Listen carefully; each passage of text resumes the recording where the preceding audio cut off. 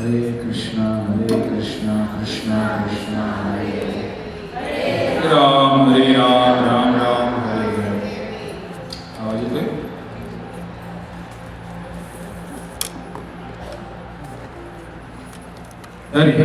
हरे कृष्णा कृष्णा कृष्णा हरे हरे राम राम राम हरे हरे. गौरांग नित्यानंद गौरांग नित्यानंद. हरे कृष्ण.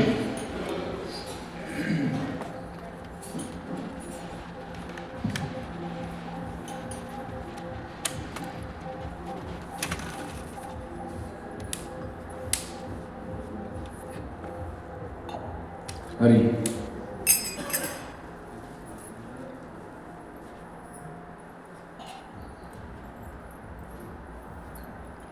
सुंदर ते ध्याना उभे विठेवरी.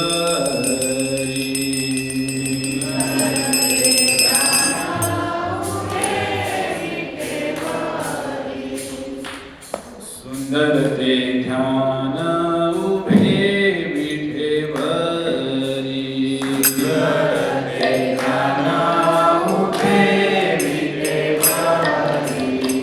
कर कठेवरी ठेवोनिया ठेवोनिया. कर कठेवरी ठेवोनिया ठेवोनिया. कर कठेवरी ठेवोनिया ठेवोनिया.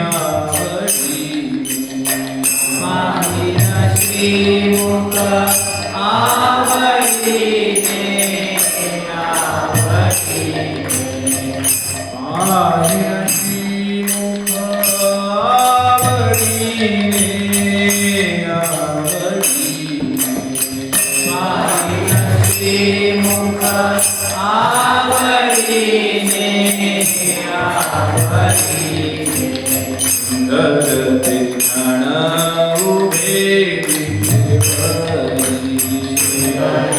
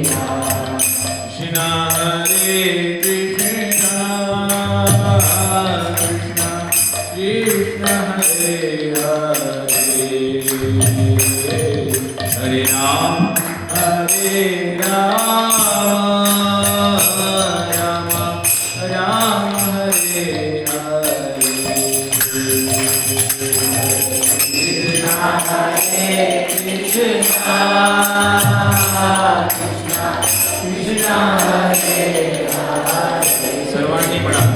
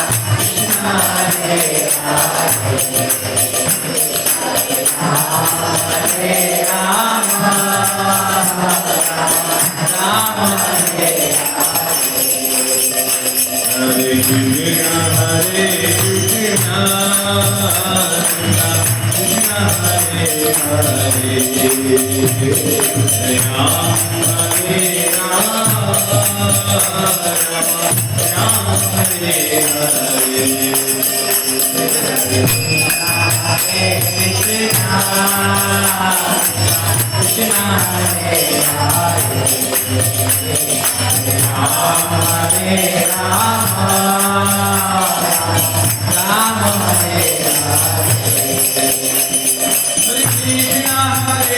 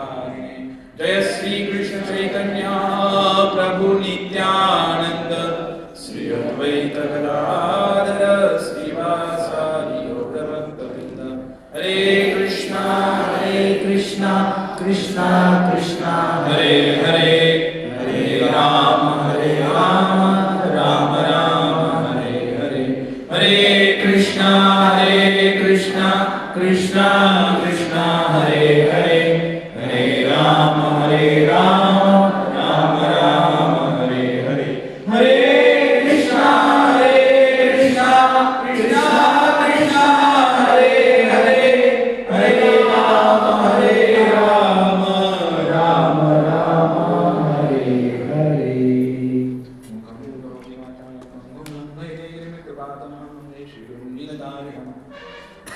हरे कृष्ण.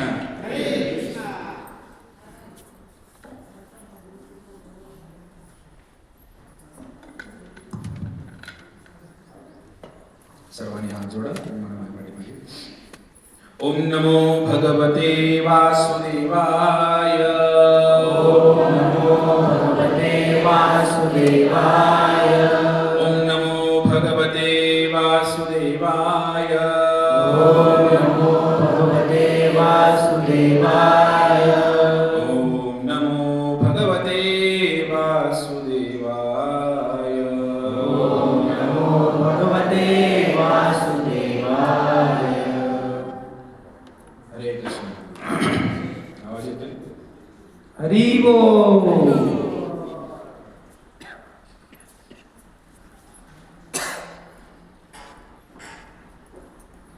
आज या ठिकाणी फार सुंदर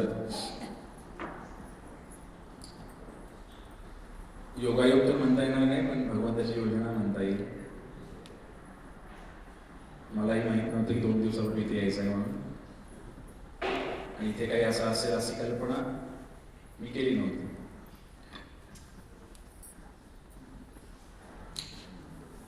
आम्ही भरपूर प्लॅन करतो, पण नियोजन करतो, पण यशस्वी तेच होतात किंवा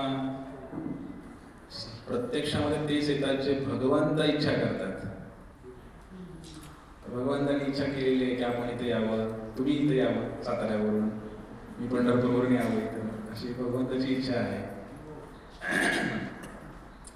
आणि भगवंतांची इच्छा तर आहेच, पण भगवंताची इच्छा कशी झाली किंवा ती कृपा का झाली, तर जीवाची इच्छा आहे.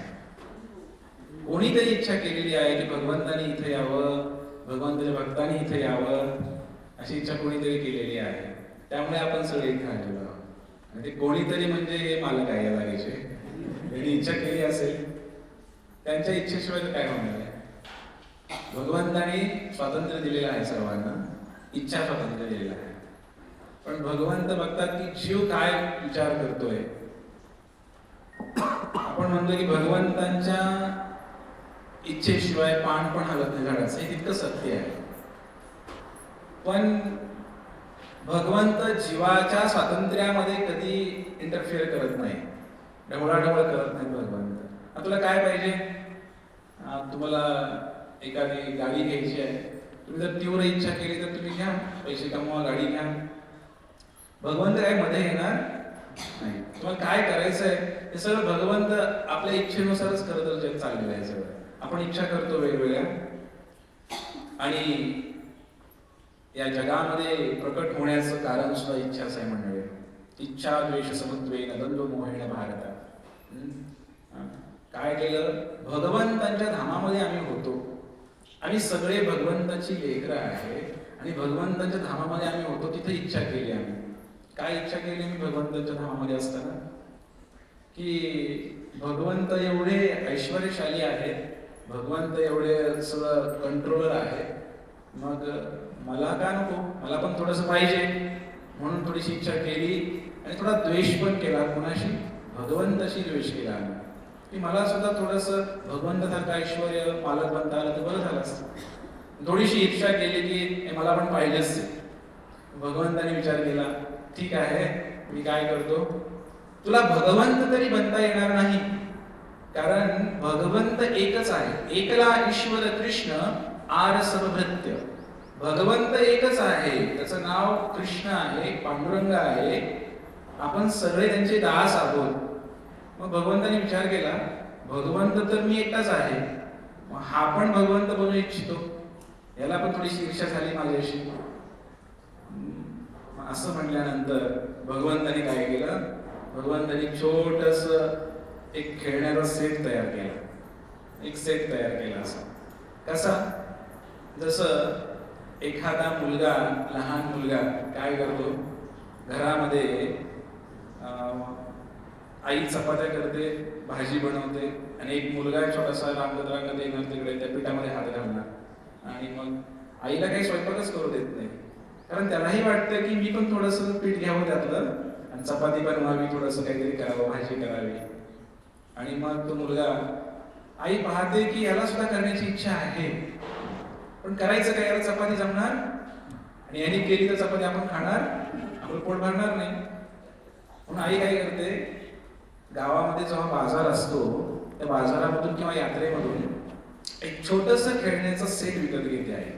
त्याच्यामध्ये प्लास्टिकचा गॅस आहे, शेगडी आहे, त्यामध्ये प्लास्टिकची भांडी छोटी छोटी, छोटस उलटण पण आहे, सगळं काही त्याच्यामध्ये आहे स्वयंपाक करण्याला लागणार. सिलेंडर सुद्धा आहे छोटासा प्लास्टिकचा. तुम्ही पाहिले भांडी कुंडी खेळला की नाही लहानपणी, हे सगळं त्याच्यामध्ये आहे. आणि मग हे सगळं ते आई बाजारातून घेऊन येते आणि त्या मुलाला देते खेळायला. मुलाला इतका आनंद होतो, इतका आनंद होतो की सगळे ते भांडी कुंडी घेऊन तो घराच्या बाहेर अंगणामध्ये जातो आणि झाडाखाली तो भांडी कुंडीचा खेळ सुरू करतो. मग खेळ सुरू केल्यानंतर त्याच्यामध्ये तो काय करतो, थोडीशी माती घेतो, वाळूच्या ढिगाऱ्यात थोडीशी वाळू घेतो, झाडाची पानं तोडतो, थोडंसं पाणी घेतो आणि सगळा जो खेळ आहे त्याच्यावरती प्लास्टिकची भांडी ठेवतो, त्यामध्ये माती भरतो आणि काय बडबडत राहतो, आता आपण काय करूया, भात बनवूया. ओके, वाळूचे कण आणले त्याने, थोडासा भात बनवला. हा आता काय झाडाची पानं आली, आपण भाजी पण करूया आपण छानपैकी. झाडाच्या पानांची भाजी करतो तो. गॅसला बटन सुद्धा ऑन करतो तो, गॅसचं बटन आहे ते ऑन करतो आणि सिलेंडरचं सुद्धा ऑन करतो. सगळं काही व्यवस्थित चालू आहे आणि तो गुणगुणतोय. आता मी भाजी केली, मी आता भात केला, आता आम्ही खाणार, आता आम्ही जेवणार, असा तो बडबडत आहे. आणि मग काय होतं, इतका 1 तास 2 तास त्याचा हा खेळ चालतो. अर्थातच त्याचे काही मित्रमंडळी पण आलेले असतात तिकडे. मग ते काय करतात, हे बसा रे जेवायला, सगळेजण बसा. आणि मग सगळेजण बसतात, त्यांना असं काहीतरी ताट किंवा काहीतरी असं पानं वगैरे देऊन त्याच्यामध्ये ते वाढायला सुरू करतात. मग भाजी भात वाढला, तुला भात पाहिजे का अजून भात, हो मला पण दे भात. मग थोडं ते वाळू चिकन त्या ताटामध्ये टाकतात, भात भरलं का पोट, हो भरलं. हे सगळे लहान मुलांचा खेळ चालू आहे झाडाच्या खाली अंगणामध्ये. आणि मग काय होतं, 1 तास 2 तास गेल्यानंतर त्यांना भूक लागते मुलांना. अरे आता तरी जेवला की, त्या लहान मुलांना भूक लागते आणि इतकी भूक लागते ते सगळा खेळ असा ढकलून देतात तिकडे आणि पळत घरात, आई मला भूक लागली, आई जेवायला वाढ, मला भूक लागली. आई काय करते, इतकं रडायला लागतं, आई मी थांब जरा, भगवंताला नैवेद्य दाखवलं, थोडं थांब. बरं ठीक आहे. मग इतका रडायला लागतो हा बालक, कारण त्याला इतकी भूक लागलेली आहे. लहान मुलांना भूक सहन होत नाही मंडळी, त्याला सारखं खायला लागतं. आणि मग ही जी भूक लागलेली आहे, ही भूक काही मिटली नाही बाहेरचं खाऊन, जे त्यांनी बनवलं होतं भात भाजी झाडाच्या खाली बसून. जेव्हा त्याला खरी भूक लागली तेव्हा त्याला आईकडे यावं लागलं त्याच्या. अशा प्रकारे मंडळीनो, आई त्याला जेवायला वाढते आणि जेवायला वाढल्यानंतर त्याचं पोट भरतं आणि सुखे निद्रा येईल, आरामामध्ये तो झोपून जातो. आई त्याला हवा घालते झोपल्यानंतर पदराने आणि तो आरामामध्ये झोपतो मुलगा आईच्या खुशीमध्ये. काय समजलं मंडळी आपल्याला याच्यामध्ये, ती आई म्हणजे दुसरं कोण नाही, ही विठ्ठलीच आहे, विठ्ठल रुक्मिणी आहे. माता च कमला देवी, पिता देवो जनार्दन. या विश्वाची आई, त्याचा बाप, हे विठाई विठोबा, हे सगळं आई आणि वडिलांची दोन्हीची भूमिका निभावतात भगवंत. हे विठ्ठलच आहेत, कृष्णच आहेत, रामच आहेत, की जे आई वडील आहेत, खरे आई वडील आहेत आपले. सर्वांचे आई वडील आहेत, माणसांचेच नाही तर मुंग्यांचे, किड्यांचे सुद्धा आई वडील आहेत, सर्वांचे आई वडील आहेत. आणि जेव्हा भगवंत काय करतात, या ठिकाणी जीव एखादा इच्छा करतो की नाही मला पण मालक बनायचं आहे, मला पण काय करायचंय, स्वयंपाक करायचा आहे. भगवंत काय करतात, एक सेट तयार करतात, तो खेळण्याचा सेट भगवंताने. त्या सेट म्हणजेच ही पृथ्वी आहे आणि हा छोटासा खेळण्यासाठी आपल्याला दिलेला आहे. आणि मग याच्यामध्ये आपण आलेलो आहे आणि आपण काय करत आहे, झाडाची पानं तोडत आहे, माती घेत आहे, सगळे भगवंताची पंचमहाभूत तत्व घेत आहे आणि आपण या ठिकाणी काय करत आहे, खेळ मांडला.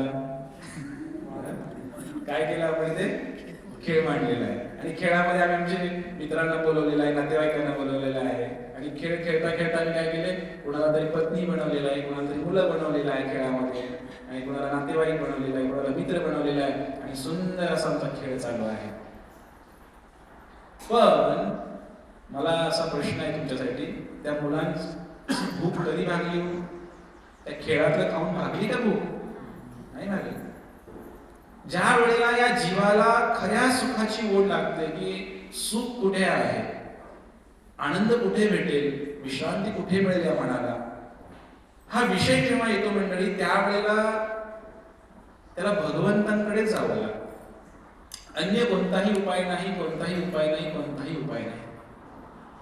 सुखाचे ते सुख आहे विठेवरी. हे भगवंतच आहेत की जे सुखाचा सागर आहेत. हे फक्त भगवंताकडे गेल्यानंतर जीव सुखी होऊ शकतो.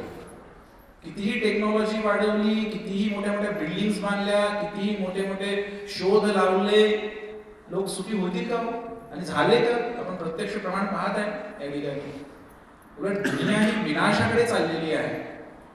पण आपण जेव्हा भगवंतांकडे येतो तेव्हाच व्यक्ती सुखी होऊ शकतो. जर तो लहान मुलगा आईकडे आल्यानंतरच पोट भरतो.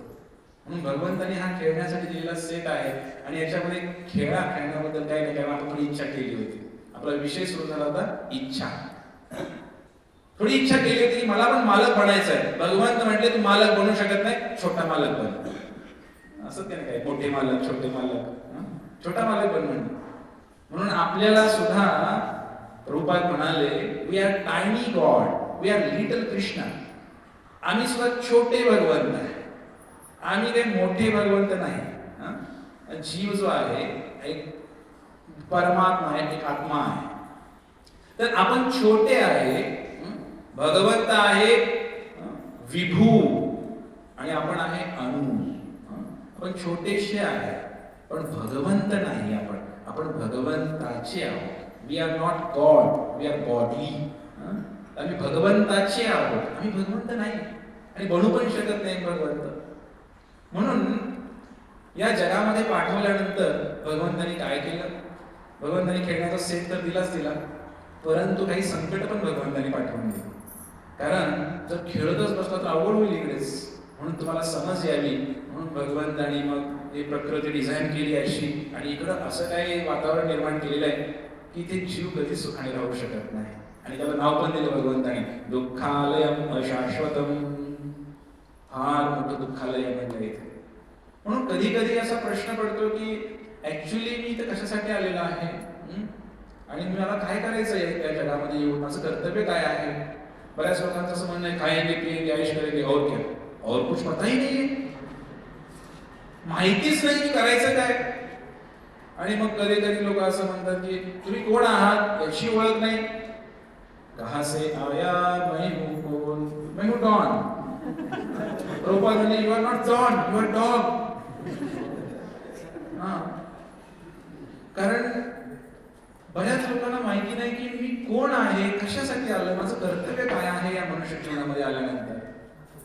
आणि समाज इतका भरकटलेला आहे, अनेक लोक त्यांना हे सुद्धा माहित नाही की आत्मा जो आहे हा सर्वांमध्ये आहे.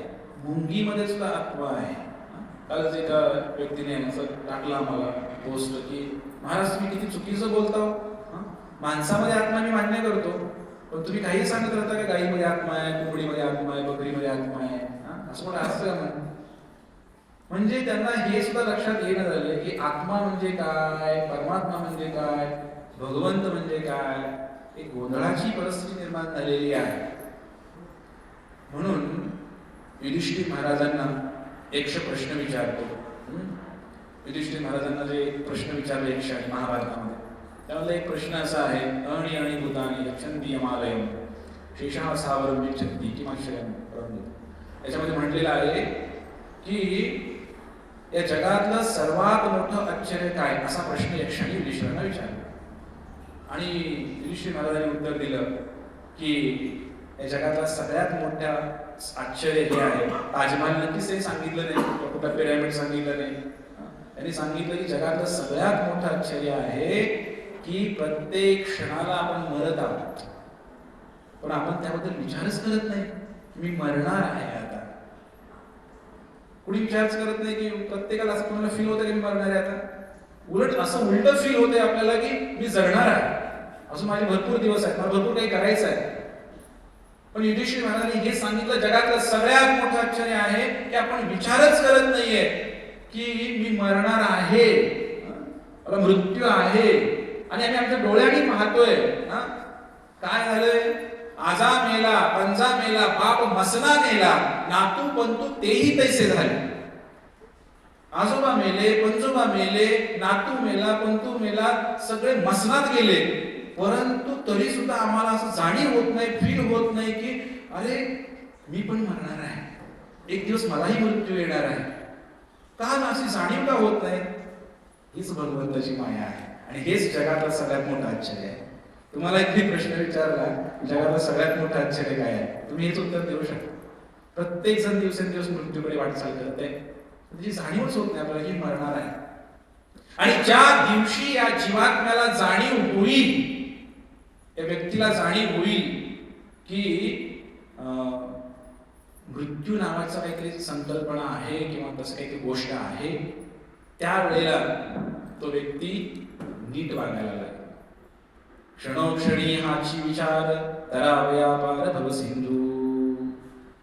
प्रत्येक क्षणाला हा विचार करावा लागेल की हा भवसागर कसा तरुण जाता येईल मला. त्याच्या आधी हे पण समजलं पाहिजे की मी कुठं आहे, भवसागरात आहे, कशा मॉलमध्ये आहे, कुठं आहे, मी काय काय करतोय. आणि म्हणून फार सुंदर या मनुष्य जीवनाचं विवेचन करताना असं सांगितलेलं आहे की हा देह का भेटलेला आहे, हे मनुष्य जन्म का भेटलेला आहे. त्याच्यामध्ये तर पहिली गोष्ट आहे, शास्त्र बोलतं की प्रथम आपण मनुष्य बनायला पाहिजे. ते जीवन मनुष्य बनण्यासाठी भेटलेलं आहे. तुम्हाला आम्ही मनुष्यच आहे, आम्हाला का मनुष्य बनवता येतं? नाही, आपण मनुष्य नाहीये. मनुष्य बनण्याची प्रक्रिया आहे. शास्त्र बोलतंय पहिल्यांदा मनुष्य बना, परत बोलतंय शास्त्र मुमुक्षत्व. हे काय मनुष्यत्व, दुसरं आहे मुमुक्षत्व. ते मुक्ती वगैरे इथून सुटायचं हे नंतरचा विषय आहे. पण पहिलं शास्त्र बोलतंय की मनुष्य बना. मनुष्य बना म्हणजे नेमकं काय हो, हाही प्रश्न आहे. बऱ्याच जणांना वाटू शकतं की आम्ही मनुष्य नाही का, आम्ही काही जनावर आहोत का, आम्हाला मनुष्य बनायला सांगता तुम्ही. हो, आपण जनावरच आहे. कसं आहे, शास्त्रामध्ये वर्णन आहे की जर आपण भगवंताचं भजन नसेल करत तर आपण द्विपाद पशु, दोन पायाचे प्राणी मानलेले आहे. भागवतामध्ये त्याचं वर्णन आहे. आहार निद्रा भयमैथुनं च सामान्य एतत् पशुभिर्गमन धर्मो हि तेषाम् अधिको विशेष धर्मेण हीन पशुभिः समान. महाभारतामध्ये श्लोक येतो. काय म्हटलेलं आहे याच्यामध्ये?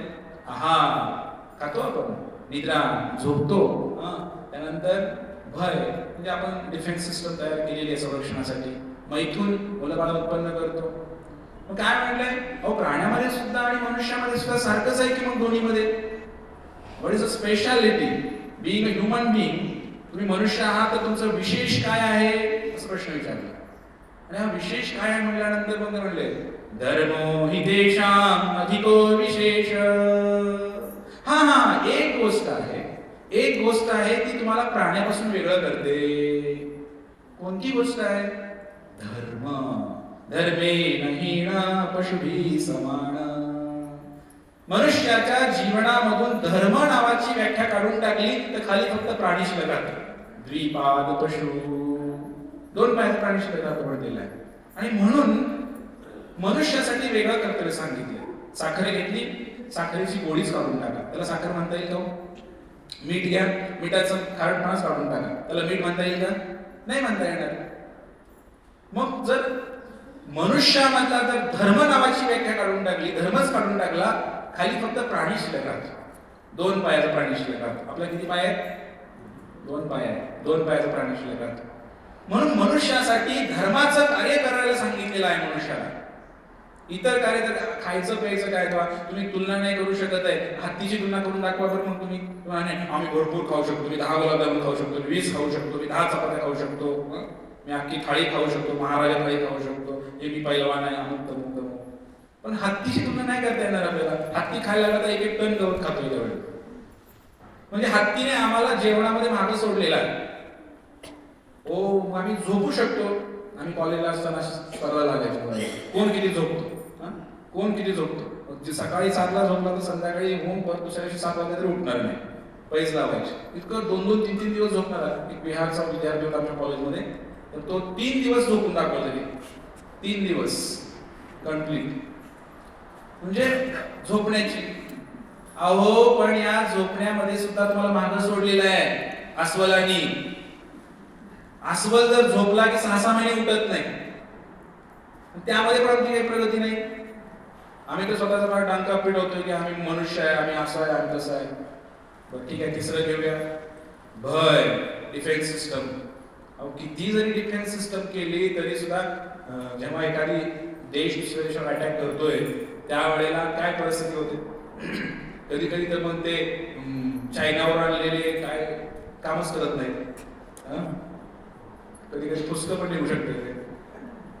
सांगण्याचा उद्देश हा होता मंडळीनो की डिफेन्स सिस्टम प्राण्यांची आपल्या अपेक्षा बेहतर आहे. वाघाला नॅचरल नका आहे, सिंहाला नका आहे, आणि नॅचरल सिस्टम आहे त्याच्यावर. डिफेन्स सिस्टम आहे सगळ्यांकडे. इतकी सुंदर सिस्टम आहे. त्याचं वर्णन मी तर नाही करणार, मी जाणार नाही आपण. पण शेवटचं मैथून. आम्ही कधी कधी अभिमान होऊ शकतो की आम्ही मुलं बाळ उत्पन्न करू शकतो. आम्ही आमचं बघा प्रजा किती आहे. वाघांची एवढी संख्या आहे का नाही. कोणाची संख्या नाही म्हणे आमची एवढी संख्या आहे. आम्ही 10 मुलं उत्पन्न करू शकतो, 15 मुलं उत्पन्न करू शकतो. थांबा थोडस. कबुतराला विचारा. कबूतर दिवसातून 350 वेळा मैथून करू शकतो. तिथंही मागं पडलो आम्ही. एवढं आपण नाही करू शकत आहे. म्हणजे प्राण्यांनी आम्हाला सर्वत्र हरवून टाकलेलं आहे. कुणी अभिमान करेल की मी ऑलिम्पिक मध्ये गेलो आणि मी इंग्लिशची खाडी पोहून गेलो. हो ठीक आहे, माशाची बरोबरी करू शकता. माशाबरोबर पोहण्याची स्पर्धा लावा तुम्ही. तिथेही आम्ही हारलो. म्हणजे सांगण्याचा उद्देश आहे मंडळीनो की सर्वत्र आम्हाला प्राण्यांनी हरवलेला आहे. आणि आम्ही तर डंका पिटतोय की आम्ही माणसं आहे, आम्ही फार महान आहोत. मग अशी कोणती गोष्ट आहे की माणसाला महान बनवते. धर्मो हि तेषां अधिको विशेष. धर्म धर्म धर्म एकच गोष्ट आहे. जीवेर स्वरूप है. आपला धर्म काय आहे. भगवंताची सेवा करणं हा आपला धर्म आहे. याच्यापासून जीवाला वेगळं केलं जाऊ शकत नाही. प्रत्येकाच्या हृदयामध्ये भावना आहे. बघा तुम्ही चेक करा, प्रत्येकाच्या हृदयामध्ये भावना आहे. आम्ही काल ग्रंथ वितरण करत करत एका ठिकाणी आम्ही गेलो होतो. तर ते एका मुस्लिम व्यक्तीने भगवद्गीता घेतली. मुस्लिम व्यक्तीने भगवद्गीता घेतली. चौकामध्ये पानाची टपरी त्याची. आणि आम्ही हिंदू लोकांना सांगतोय की गीता घ्या, गीता घ्या. कुणी घेईना. तो म्हणला इकडा महाराज तरी गीता घेतली. प्रत्येकाच्या हृदयामध्ये आहे. त्याला सुद्धा समजतंय आतून की नाही धर्म हाच आहे. त्याच्या लक्षात येत आहे सगळ्या गोष्टी की खरं काय आहे. बरेचसे लोक आहेत, भले तो कुठला ख्रिश्चन असो, मुस्लिम असो. ज्यावेळेला श्रील प्रभुपाद महाराज विदेशामध्ये पोहोचले, अमेरिकेमध्ये जाऊन पोहोचले, त्यावेळेला सुद्धा लाखो लोकांनी ते स्वीकार केले. म्हणजे प्रत्येक जीवामध्ये आतमध्ये ती भावना आहे. भगवंत माझा आहे, मी भगवंताचा आहे, अशी भावना आहे. माझी आई वडील हे आहे. फक्त काय झालंय, मायेने असं त्यांना असं झाकलेलं आहे. फक्त माया अपरत ज्ञान, त्याचं ज्ञान सगळं चोरलेलं आहे मायेने. फार मोठा ईश्वरनिषदमध्ये म्हणलेला आहे, मोठा पडदा असा लावलेला आहे भगवंताच्या आणि आपल्यामध्ये. तो पडदा असा काढला की भगवंताचं प्रकाशमय दर्शन आपल्याला होणार आहे.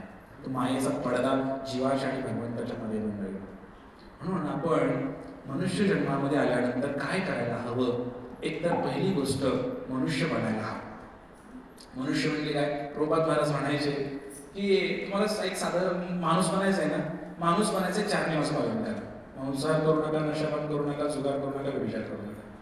हे माणसाचे नियम आहेत. हे काही वेगळे नियम नाहीये. भक्त बनण्याचे नियम वेगळे आहेत. मुक्ती वगैरे प्राप्त करायचं ते वेगळं आहे. नंतर नामजप करा, यज्ञ करा, काय कथा करा, श्रवण करा, मन शुद्ध करा, बऱ्याच गोष्टी आहेत नंतर. पण सुरुवात इथून आहे की तुम्ही मांसाहार करू नका, नशापान करू नका, जुगार करू नका. माणूस बनण्याचे नियम आहे ते, भक्त बनण्याचे नाही. भक्त तर नंतर होणार आहे बाकीच्या गोष्टी. पण आज समाजामध्ये अशी परिस्थिती आहे मंडळीनो की सर्वात जास्त या नियमाचं उल्लंघन होतंय आणि लोक एवढे नरकमय जीवन जगत आहेत.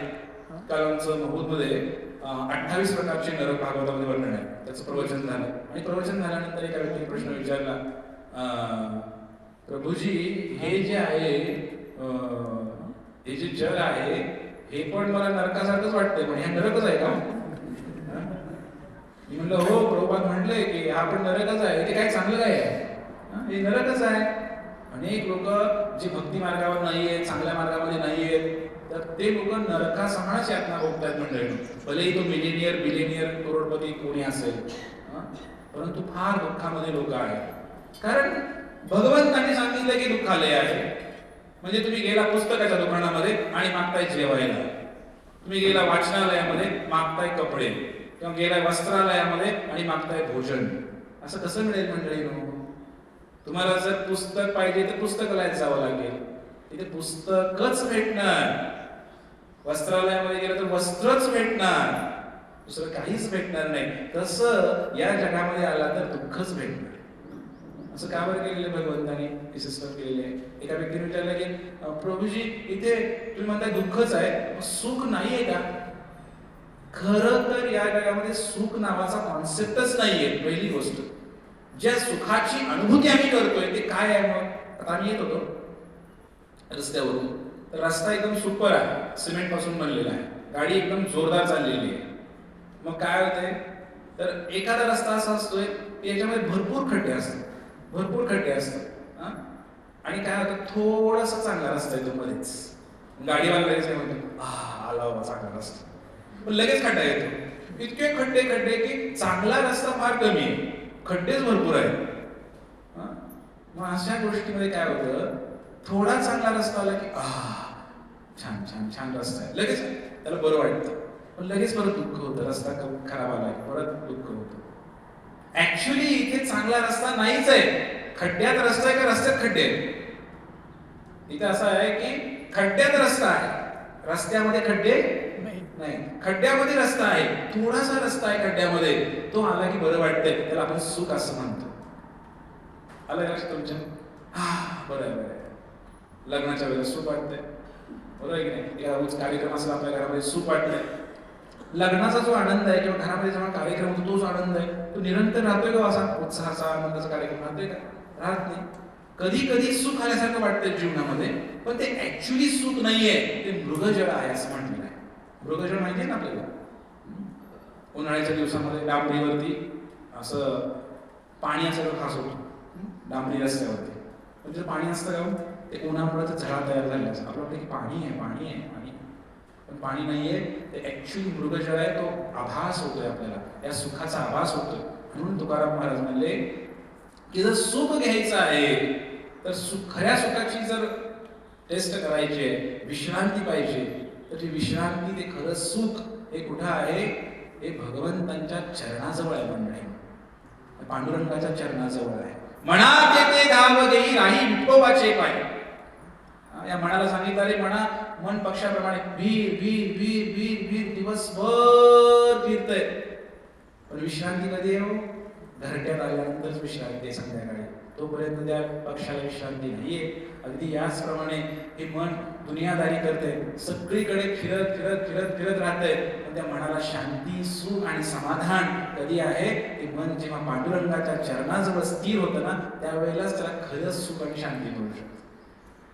अन्य उपाय नाही, अन्य उपाय नाही, अन्य उपाय नाही. विचार सुद्धा करू नका की दुसऱ्या कुठल्या गोष्टीमध्ये मला सुख मिळेल म्हणून, कारण अनेक लोकांनी प्रयोग करून बघितलेले आहे, कोणाच्यासाठी काय लागलं नाही. जगी सर्व सुखी असा कोण आहे, विचारी म्हणा तू शोधुनी पाहे.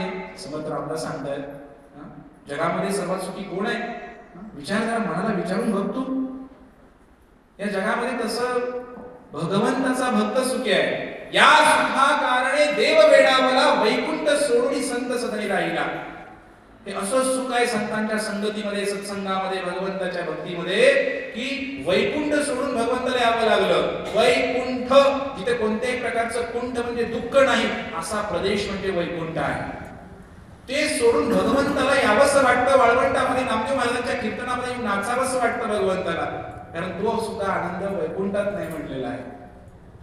हा आनंद भक्तांच्या भक्तीमध्ये, संतांच्या संघामध्ये आहे म्हटलेला. इतकं सुख आहे, हा आनंद आहे, याचा अनुभव करण्यासाठी मनुष्य जीवन आहे. मनुष्य जीवन मग काय प्राण्यासारखं जगणार नाहीये. कारण प्राणी तर काय किती तुम्ही सांगितलं, आहार निद्रा भय मैथून, कुठंच आपण काय करू शकत नाही. हाच आपला धर्म आहे, हेच आपल्याला पुढे घेऊन जायचं आहे, की आपल्याला धर्माने जगायचं. धर्म म्हणजे काय? गीता भागवत करीची श्रवण अखंड चिंतन विठोबाचे भगवद्गीता मॅन्युअल. भगवद्गीता म्हणजे मॅन्युअल आहे, त्यानुसार आपण भगवंताची सेवा आराधना केली पाहिजे. मी गोष्ट सांगतो तुम्हाला. एकदा काही बकऱ्या जंगलामध्ये चरायला आलेल्या असतात.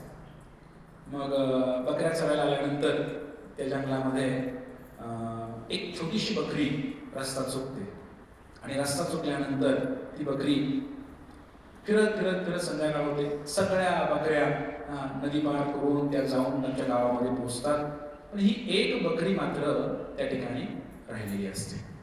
मग या जंगलामध्ये ही वाट चुकलेली बकरी विचार करते, तहान लागलेली आहे, का तलावाकडे पाणी पिण्यासाठी जाते. तलावामध्ये पाणी पिण्यासाठी गेल्यानंतर त्या ठिकाणी फार घाबरलेली असते, कारण तलावाकडे वाघ सिंह पण येत असतात ना. तर तिने ऐकलं होतं, फक्त कधी पाहिलं नव्हतं. वाघ सिंह त्या बकरीने पाहिलं. छोटी बकरी होती, तिने कधीच पाहिलं नव्हतं, पण तिने गोष्ट ऐकली होती, छान छान गोष्टी ऐकल्या होत्या. काय ऐकलं होते? जंगलाचा राजा सिंह असतो, इकडे वाघ पण असतो आणि ते काय करतात? फाडून खातात प्राण्यांना. सगळं तिने लहानपणी बकरीने ऐकलं असेल. का बकरी जी आहे ती बकरी त्या तलावाकाठी येते आणि तलावाचं पाणी प्यायला जाते. मंडळीनं पाणी पिते आणि त्या ठिकाणी बघते ती, भीती तर आहे ना, संध्याकाळ होत आहे, काय करायचं. तिला एक मोठा ठसा दिसतो. एक ठसा दिसतो तिला असा. तो असतो सिंहाचा ठसा, पायाचा ठसा असतो. मग त्या ठसाला ती काय करते? असं मिठी मारून बसते, अशी कडेने बसते. आणि मग तिकडून एक लांडगा येतो आणि लांडगा विचार करतो, बकरी कवळी कवळी आहे आणि मला मस्त आता माझी फिस्ट होणार आहे. मग लांडगा आल्यानंतर त्या लांडग्याने बकरीकडे बघितलं, बकरीला कळालं की आता हे आपल्याला खाणार आहे. मग त्यावेळेला बकरीने विचार केला, आपण काहीतरी आयडिया लावली पाहिजे. आणि बकरी सिंहाला, त्या लांडग्याला म्हणाली, दादा दादा, त्याने विचारलं, तू काय करतेस? तर ते म्हणे, एवढ्या रात्री तू काय करतेस तू एकटीच? काही नाही म्हणे, मी हे आमच्या मालक आहे, माझा मित्र आहे म्हणे, आणि त्या मित्राच्या पायाचा ठसा आहे म्हणे हा, त्याचं मी रक्षण करते म्हणे. आणि माझा मित्र फार बलशाली आहे बरं का, त्याच्या पायाच्या ठसाचं रक्षण करते म्हणे मी इथं. त्यांनी मला सांगितलेलं आहे, माझं फार प्रेम आहे आणि त्याचंही माझ्यावर फार प्रेम आहे म्हणे. लांडगा येतो, लांडगा बघतो, अरे बापरे, हा तर सिंहाच्या पायाचा ठसा आहे. आणि सिंह आणि बकरी मित्र आहेत का? ओके ओके ओके, नमस्कार, छान छान छान, ओके बाय. लांडगा निघून गेला. त्यानंतर लांडगा गेल्यानंतर तिकडे रानरेडे आले, अनेक व्यक्ती आले जे बकरीला खाण्यासाठी आले होते. प्रत्येक वेळेला ते बकरीला विचारायचे, बकरी म्हणायची, हा जो ठसा आहे ना कोणाचा आहे? माझ्या मित्राचा आहे आणि त्याचं माझ्यावर फार प्रेम आहे, माझं तिच्यावर फार प्रेम आहे. आणि मग त्या ठिकाणी त्यांनी तो जो ठसा आहे तो ठसा बघितल्यानंतर सगळेच माघारी जायचे. त्या बकरीला कोणीच काही करेना. रात्र गेली, पहाटे स्वतः सिंहच तिकडे आला पाणी पिण्यासाठी. सिंहच तिकडे आला आणि सिंहाने पाहिलं की बकरी आहे. सकाळ सकाळ आपल्याला भेटले फिस्ट खायला, आज काय अशी बलवत्तर आहे आपलं, न मागताच आपल्या मुखामध्ये बकरी जाणार आहे आज. सिंह इतका आनंदित झाला, जवळ गेला, पण ती बकरी अशी आयटी मध्ये बसली होती ना, सिंह पण थोडासा कन्फ्युज झाला. अरे बकऱ्या तर पळून घाबरून मला पळून जातात, की असली कसली बकरी आहे की ही बकरी निवांत बसलेली आणि हसते, थोडी स्माईल पण देते माझ्याकडे बघून. असं म्हटल्यानंतर ते म्हटले, जवळ गेले त्या बकरीच्या आणि बकरीला म्हटले, तुला भीती नाही वाटत माझी? म्हणले, मी कशाला भेऊ? म्हणले का? म्हणले, तुला माहितीये का म्हणे मी कोण आहे? म्हणे, कोण आहेस तू? म्हणे, या जंगलाचा जो राजा आहे सिंह, तो माझा मित्र आहे आणि त्याच्या पायाचा ठसा आहे म्हणे इथे, आणि माझं त्याच्यावर फार प्रेम आहे म्हणे, मी त्या ठसाला जपून ठेवलंय. काल रात्रीपासून मी रक्षण करते सिंहाच्या पावलाचं म्हणे. बर, सिंहाच्या आतला भाव बदलला, सिंहालाही प्रेम उत्पन्न झालं अरे बकरी माझ्यावर एवढं प्रेम करते, रात्रभर माझ्या चरणाचं ठसाचं चिंतन करत आहे, त्याचं रक्षण करत आहे. त्या सिंहाला इतकं बरं वाटलं की तो सिंह म्हटला, अगं तो राजा मीच आहे. आता मात्र बकरी थोडी घाबरली. बकरी थोडी घाबरली. म्हणले घाबरू नको म्हणले, तू आता तू रात्रभर माझ्या पावलाचं रक्षण केलेलं आहे, मी सुद्धा तुझ्यावर प्रेम करतो म्हणे. सिंह म्हणाला. कारण सिंहाच्या आपला भाव बदलला त्या बकरीचं प्रेम पाहून. आणि मंडळीनं सकाळ झाल्यानंतर म्हणजे कुठून आलीस तू बाई? ते म्हणले मी शेजारच्या गावातून आले, रात्री मी तर चुकले होते आणि मी एकटीच अशी कळपातून हरवले. बरं बरं ठीक आहे, बस माझ्या पाठीवर. त्या सिंहाने त्या बकरीला पाठीवरती बसवलं आणि घेऊन तो गेला. नदी पार करून त्या गावामध्ये त्या बकरीला तिच्या घरी सोडून आला तो सिंह. काय समजलं मंडळी या गोष्टीतून आपल्याला? ज्या वेळेला आपण भगवंतांच्या चरणाचा आश्रय ग्रहण करतो, या दुनियातली कोणतीही वस्तू, कोणतीही व्यक्ती आणि कोणतीही सत्ता आमच्या केसाला सुद्धा हात लावू शकत नाही. Because we are protected by lord Vitthal. सगळ्या जगाचा बाप विठोबा आहे. त्याचं रक्षण जर आमच्याकडे असेल, त्याच्या चरणाला अशी मिठी मारायची. तुकोबा राय म्हणले, देता आली मिठी सावकाश. त्या पांडुरंगाच्या चरणाला असं घट्ट पकडायचं. तुमचा कोणी केस पण वाकडा करू शकत नाही या जगात. थोडी हिंमत कोणाकडे नाही. भले तो जंगलाचा राजा सिंह जरी असला तरी तो सुद्धा आपल्याला पाठीवरती घेईल आणि तो काय करेल, आपल्याला IT मध्ये, दिमाखामध्ये चालत नाही जायचंय.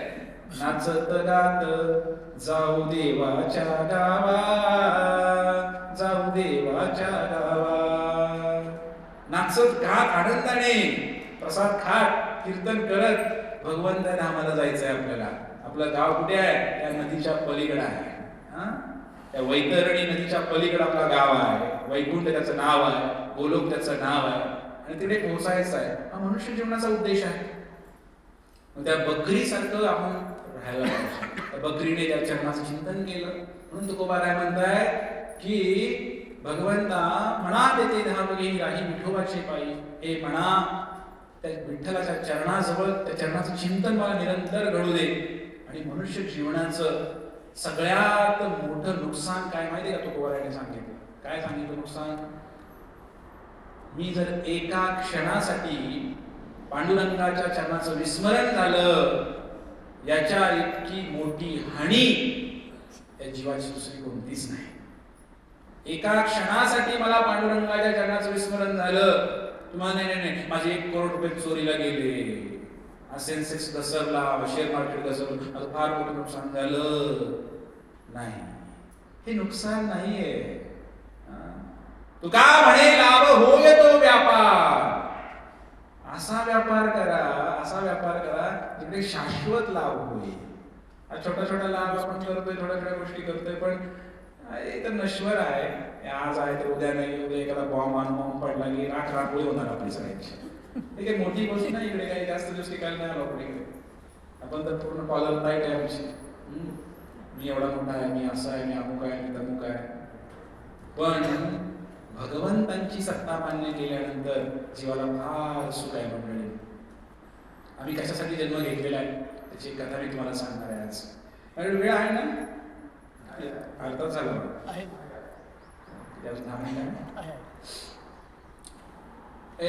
मनुष्य जीवनाचा उद्देश काय आहे? असं एक कथा आहे आणि कथा आयुष्य लक्षात ठेवा, विसरायची नाही. एक गाव होतं आणि त्या गावामध्ये असा नियम आहे की एक राजा निवडला जातो. इलेक्शन होतं, 5 वर्षानंतर इलेक्शन होतं, जसं आपल्याकडे होतं. एक राजा निवडला जातो आणि तो राजा पण त्या कुणी असू शकतो राजा. फक्त नियम असा आहे 5 वर्षानंतर त्याला धक्के मारून बाहेर काढलं जातं. जेव्हा त्याचा संपून जातो कालावधी आणि त्या राजाला एक नदी आहे, फार मोठी नदी आहे. त्या नदीवरती कोणताही पूल नाहीये. त्या नदीच्या पलीकडे गाव आहे, सगळं काय वसाहत आहे, पण तिकडे काही संपर्क नाही. कारण त्या नदीमध्ये फार मोठ्या सुसरी आणि मगरी राहतात. त्यामुळे कोणताही मनुष्य नदी पार करण्याचं आजपर्यंत धाडस केलेलं नाही. ते कोणी जात नाही तिकडे. मग हा जो राजा आहे, हा राजा निवडलेला जो आहे 5 वर्ष पूर्ण झाले की ते लोक काय करतात माहिती का, त्या राजाला गावाच्या बाहेर ढकलून देतात नदीमध्ये. कुठे ढकलून देतात? नदीमध्ये. नदीमध्ये काय होतं मग? स्वाहा.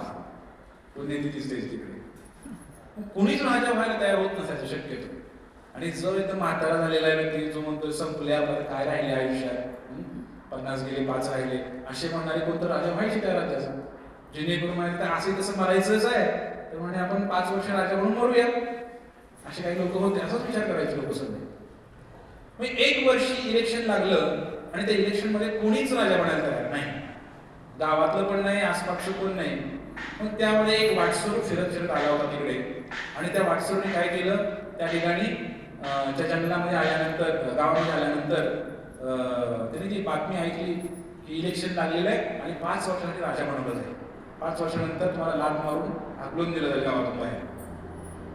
त्याने ऐकलं, त्याने विचार केला थोडासा, म्हणजे ठीक आहे ठीक आहे, मी तयार आहे म्हणले, मी राजा व्हायला तयार आहे म्हणले 5 वर्षासाठी या गावाचा, या नगराचा. सगळ्यांनी टाळ्या वाजवल्या, वा वा वा छान. पण काही लोक म्हणले हा मूर्ख असेल ना, त्याला माहिती आहे का तरुण आहे, 5 वर्षानंतर हा मरणार. सगळेजण विचारात पडले होते. पण हा तरुण पुढे आला. नीट ऐका कथा, आपलीच कथा आहे. हा तरुण पुढे आला. तरुण पुढे आल्यानंतर त्या तरुणाने काय केलं, इतकं सुंदर राज्य केलं मंडळीनं. पूर्ण त्या राज्यामध्ये सोयी सुविधा केल्या, जलकुंभ बांधले, गोशाळा खोलल्या, अनेक सामाजिक कार्य केली, सुंदर लोकांना घरं निर्माण करून दिली, भरपूर जंगल निर्माण केलं, भरपूर त्यांनी कार्य केलं आणि राम राज्यासारखं राज्य तयार केलं त्यांनी. 4 वर्ष झाले, 4.5 वर्ष झाले, आता संपत आलाय कालावधी. आता त्या राजाला चिंता तर आहेच, काय होणार आहे आपल्याला आता, काय होणार आहे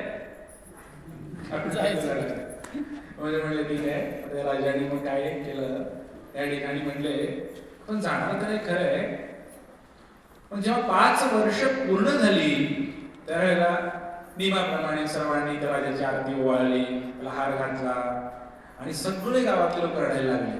अहो खरं तर हा नियम पुरी ठेवलाय माहित नाही आपल्या पूर्वजांनी, नसता तर राव तुम्ही आत्ता पण असा राजा झाला नाही म्हणे, किती चांगले, तुम्ही किती प्रेम दिला आम्हाला म्हटले.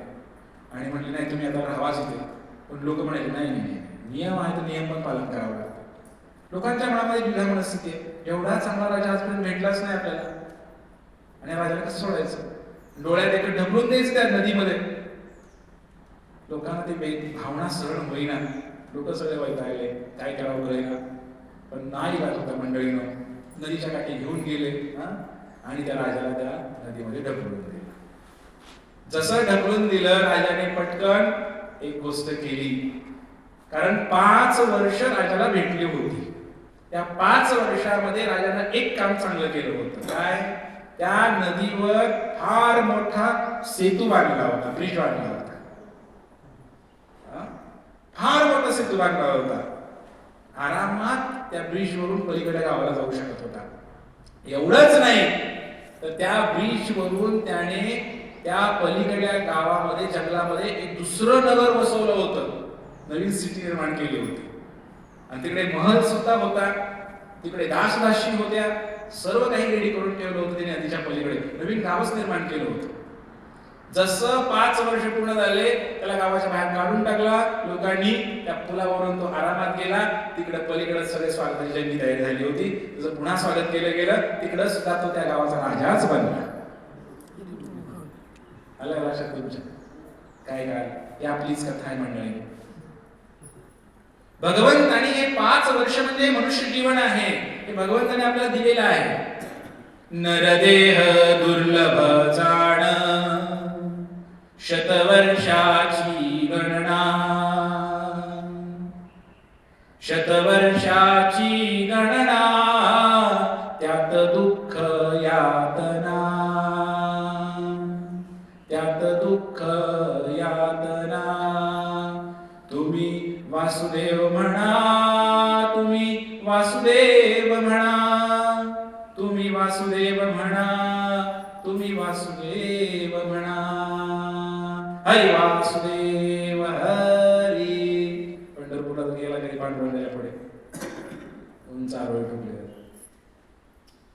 हा नरदेह दुर्लभ जाणं शतवर्षाची गणना.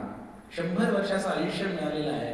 आजकाल 100 तरी कोण जगतो? ॲव्हरेज लाईफ स्पॅन किती झालंय? 60-70 मध्ये लोक चाललेत. शुगर, बीपी, थायरॉइड चाललेत की नाही? 100 वर्ष आपण जगत नाही मंडळी. काय एवढा अहंभाव घेऊन आम्ही बसलेलो आहे.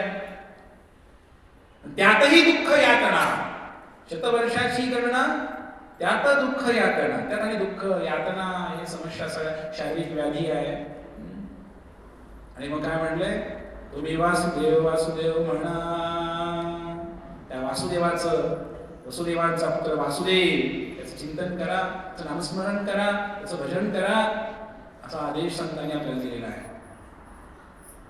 मग ती जी 5 वर्ष त्या राजाला दिले होते राज्य करण्यासाठी, तसं हे मनुष्य जीवन आपल्याला भेटलेलं आहे. जे काय असेल 60-70 वर्षाचं, 80 वर्षाचं, त्याच्यामध्ये काय करायचं आहे? सगळी चांगली चांगली कामं करायची आहेत. हे राज्य चांगलं निर्माण करायचं आहे, मुलाबाळांना भक्त बनवायचं आहे, दानधर्म करायचा आहे, मंदिरं बांधायची आहे, दिंडीला जायचं आहे, एकादशी करायची आहे, हे सगळं करायचं आहे. आणि हे जेव्हा तुम्ही करणार, भजन भक्ती करणार, म्हणजेच तो भक्तीचा पूल बांधायचा आहे. तो पूल बांधायचा आहे जन्मामध्ये. जर पूल नाही बांधला, मगरी आणि सुसरी, काळरूपी मगरी आणि सुसरी तुम्हाला खाऊन टाकते. आणि या पुलावरून चालत पलीकडे जायचं आहे. आणि पलीकडे काय आहे? जाऊ देवाची या गावा, देव देईल विसावा. जाऊ देवाची या गावा. त्या नदीच्या पलीकडं एक गाव आहे, आपल्या विठोबाचा गाव आहे. तो सगळ्यांचा गाव आहे. तुमचा गाव, माझा गाव, विठोबाचा गाव, सगळ्यांचा गाव एकच आहे. भगवंत राधा कृष्ण आपली वाट बघत बसलेले आहेत तिकडे. कधी येणार माझं लेकरू? संसारामध्ये अडकलेलं आहे. प्लॅस्टिकची खेळणी भांडी घेऊन गेले, खेळत बसले तिकडेच. माझं सोन्या, माझं लेकरू म्हणून तिकडेच माझी प्रॉपर्टी करत बसले सगळीकडेच. आणि हे विठोबा, राधा कृष्ण आमची वाट बघतायत. खरे आई वडील आमची वाट बघतायत तिकडे. असं लेकरू आता तरी येईल ना? हो, आता तरी येईल का? नाही, लेकरू अडकलंय. तर आता डबल पीएचडी, ट्रिपल पीएचडी काय काय करत बसलोय तिकडच. त्याला इतका अभिमान झालाय की मी ऑक्सफर्ड मधनं पास आउट आहे. काय काय अभिमान झाले त्याला, काय काय झालेलं आहे. आणि भगवंताला फार वाईट वाटतं. जसे काही आईला आपलं लेकरू घरी येणं म्हणजे किती दुःख होतं, तसं ते भगवंताला फार दुःख होतं की माझं लेकरू कधी येणार, कधी येणार, कधी येणार. या जगामध्ये आपल्यावर सर्वात जास्त प्रेम कुणाचं आहे? तर या भगवंताचं आहे. भ्रमामध्ये राहू नका, कुणाचंच प्रेम नाही जगामध्ये आपल्यावरती. म्हणून तुकाराम म्हणले, काय म्हणले? कृष्ण माझी माता, कृष्ण माझा पिता, बहीण बंधू सखा चुलता. जे कोणी नाती सगळं जे काय हे कृष्णच आहे म्हणे माझं. कारण त्यांच्या प्रेम आपल्याला कोणी करू शकत नाही. ते भगवंत वाट बघत बसलेले आहेत. महल सजवलेला आहे तुमच्यासाठी भगवंतांनी. वैकुंठामध्ये आपल्यासाठी घर बांधून ठेवलेलं आहे भगवंतांनी. तुमची वाटच बघत आहेत सगळे. ब्रह्माजी सुद्धा हार घेऊन राहिलेले आहेत ब्रह्मलोकामध्ये स्वागत करण्यासाठी. हा जीव येणार, त्याला हार घालायचा, सगळं 14 लोकांतून बाहेर पडणार, नदी पार करून, ब्रह्मज्योती पार करून वैकुंठामध्ये प्रवेश करायचा आहे. तिकडे सगळे स्वागताला जय तयारी सुरू केलेली आहे आपली. कधी? जर तुम्ही हा भक्तीचा मार्ग स्वीकारला तर. हा भक्तीचा मार्ग आहे. हा भक्ती मार्ग स्वीकार करायचा आहे. ह्या जन्मामध्ये करायचं आहे काय आम्हाला? या कथेत आम्हाला शिकायला भेटलं की ह्या जन्मामध्ये आम्हाला भक्तीचा पूल बांधायचा आहे म्हणजे. आणि पूल पण भक्कम पाहिजे बरं का. आजकाल असं काही गव्हर्नमेंटने पूल बांधला दिल्लीमध्ये, सरकारने, तो पूल उद्घाटनाच्या दिवशीच कोसळला. असं होऊ नये. तर मृत्यू येणार आणि मृत्यू आल्यानंतर आपण त्या पुलावर चढणार आणि पूल मध्येच कोलॅप्स झाला तर मग स्त्री खाऊन टाकतील आपल्याला. याचा अर्थ काय? योग्य गुरु शिष्य परंपरेमध्ये या म्हणजे भक्कम पूल बनेल. नाही तर कुठं तर मम्मी आम्हा भगवान काहीतरी कोणतरी नवीन उभं राहिलं असेल त्यांच्याकडे गेला की मग तुमचा पूल तिथंच मगरी सुसरी खाऊन टाकतील तुम्हाला सगळं. असे अनेक पंथ निर्माण झालेले अध्यात्मामध्ये सुद्धा लोक आहेत. हे हरे कृष्ण आंदोलन काय आहे? 50 वर्ष होऊन गेले, प्रभुपाद महाराज होऊन गेले. फक्त एक टाळ आणि एक गीता भागवत घेऊन अमेरिकेला गेले होते. अनेक संस्था आहेत, अनेक महाराज लोक आहेत. आयाराम दयाराम, एक दक्षिण भारतामध्ये एक मोठा महाराज होऊन गेला. हातातनं काय सोन्याची चेन काढायचा, बरंच काय करायचा. फार मोठे मोठे हॉस्पिटल बांधली, समाजसेवा केली, सगळं केलं. विदेशावरून लोक यायची त्याच्या आश्रमामध्ये. पण आज कुठे आहे ना, तो महाराज आहे, महाराज गेला कुठे जायचं तिकडं कुठल्या लोकांमध्ये त्याच्या कर्मानुसार. पण आज तो आश्रम मोशात पडला मंडळीनो, तिथे कोणी येत नाहीये. विदेशातलं काय, देशी पण कोणी नाही तिकडं, शेजारच्या गावातील लोक सुद्धा तिकडे जाईल आश्रमामध्ये. कारण चमत्कार संपला, नमस्कार संपला. जोपर्यंत चमत्कार आहे तोपर्यंत नमस्कार आहे. म्हणजे अनेक पंथ उदयाला आलेले आहेत, तथाकथित संप्रदाय उदयाला आलेले आहेत. मग त्या मार्गामध्ये काय आहे, महाराज गेले की सगळं मार्ग बंद पडतो, संस्था बंद पडते, सगळं बंद पडतं. एकमेव अशी संस्था आहे जगाच्या पाठीवर राज्य करते, हे जे हरे कृष्ण आंदोलन आहे, हे प्रभुपाद महाराजांनी उभा केलं. तर प्रभुपाद महाराज जाऊन किती वर्ष झाले, आज 50 वर्ष होऊन गेले, तर ही संस्था वाढतच आहे, वाढतच आहे, वाढतच आहे. आणि जगातली सर्वात मोठी संस्था म्हणून आजही नावाला आहे. ही त्या प्रभुपाद महाराजांची शुद्धता आहे. प्रभुपाद महाराज अमेरिकेमध्ये पोहोचले तेव्हा ते काही फार सुंदर नव्हते दिसायला. 70 वर्षाचा म्हातारा व्यक्ती, त्यांचा आवाज काय असा काय लता मंगेशकरसारखा गोड नव्हता, पण त्या आवाजामध्ये शुद्धता होती, त्या वागण्या आचरणामध्ये शुद्धता होती. ती भावली त्या तरुण लोकांना. आणि असं एक आंदोलन उभा राहिलं मंडळीनो, या हृदयीचे त्या हृदयी. आडात नाही तर पोह्यात कुठे येणार, मराठीमध्ये म्हणतात. प्रभुपादांकडे शुद्धता होती म्हणून प्रभुपादांच्या शुद्धतेनं ते लोक भक्त बनले. आणि इतके भक्त बनले, एकाला चिटकून एक, एकाला चिटकून एक, या मॅग्नेटिक फील्ड सारखं वाढत गेलं, वाढत गेलं, वाढत गेलं. आज या हरे कृष्ण आंदोलनाचे जगामध्ये जवळपास 3,500 मंदिर आहेत. एकट्या भारतामध्ये जवळजवळ 750 अराउंड मंदिर आहेत या हरे कृष्ण आंदोलनाचे. म्हणजे विचार करा. आणि आज साताऱ्यामधल्या मंदिरामध्ये पहाटे 4:30 वाजता शंख वाजणार, मंगल आरतीचा पडदा उघडणार, आरतीचा काकड आरती, मंगल आरती म्हणतो त्याला. बरोबर 4:30 वाजताच मग ते आफ्रिकेमधलं अमेझॉनच्या खोऱ्यातलं जरी मंदिर असलं काय, किंवा अंटार्क्टिका खंडावर जरी असलं काय, किंवा अमेरिकेमध्ये असलं काय, किंवा चीनमध्ये असलं काय, जगाच्या कुठल्याही कोपऱ्यामध्ये असू द्या, 4:30 वाजता शंख वाजणार.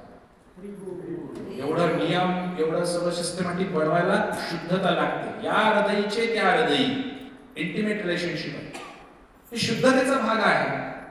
आणि हरे कृष्ण भक्त वेगळेच आहे. बरोबर ना, चहा पीत नाहीत, कांदा खात नाहीत, लसूण खात नाहीत, हे खात नाहीत, ते खात नाही, बाकीच्या नियमाचं भरपूर पालन करतात.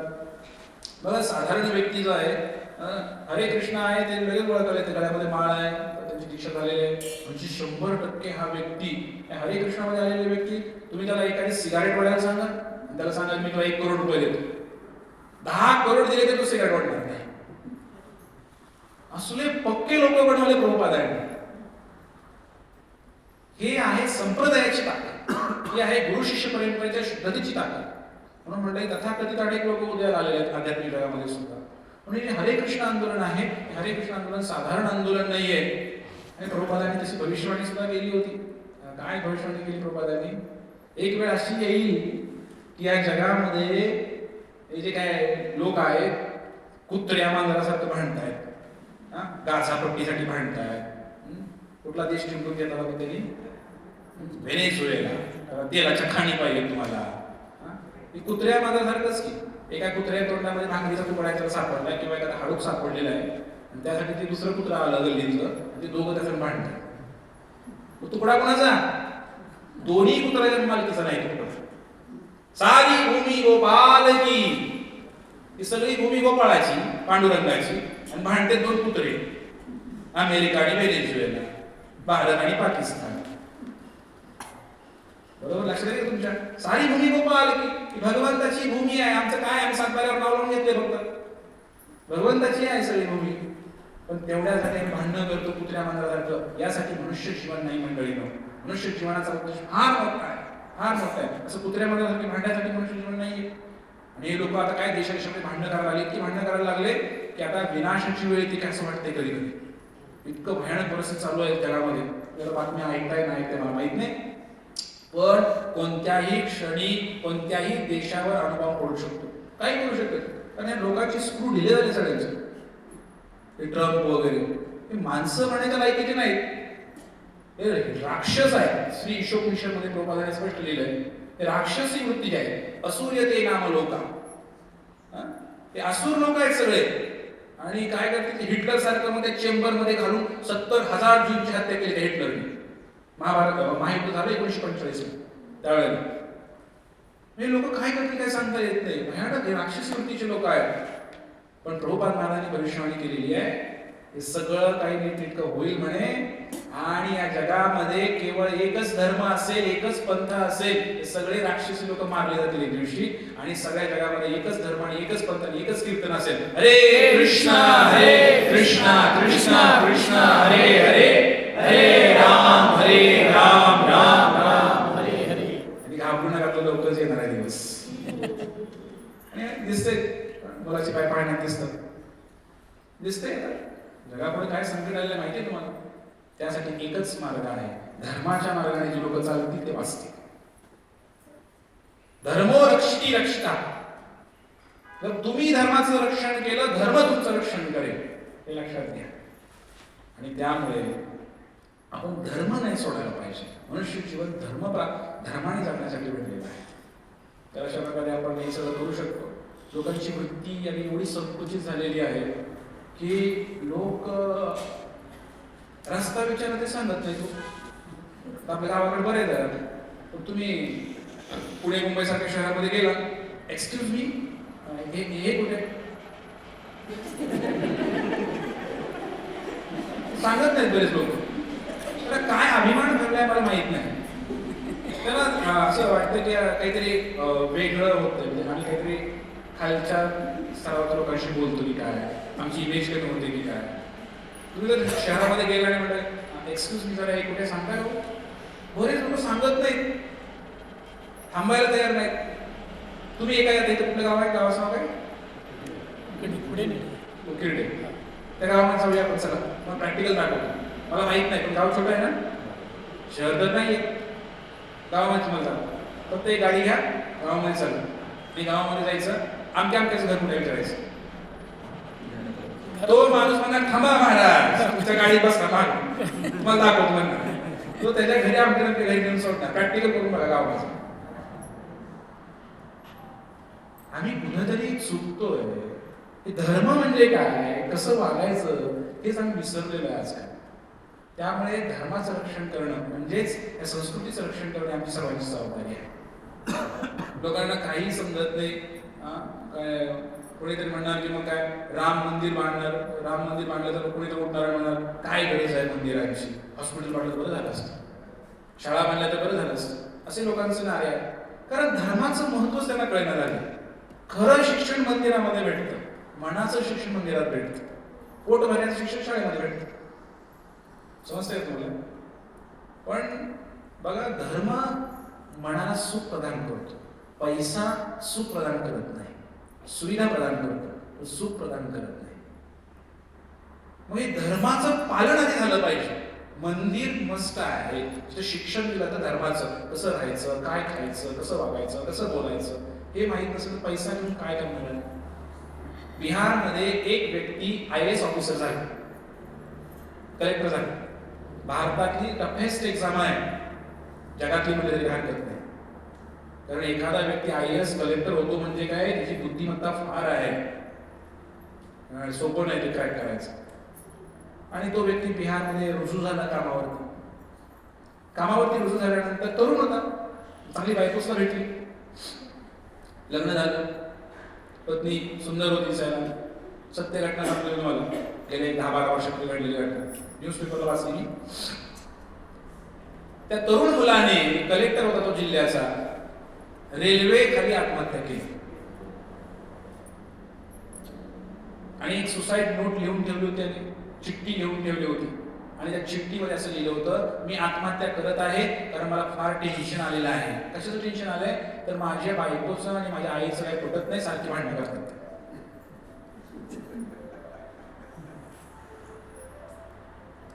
विषय सिंपल आहे.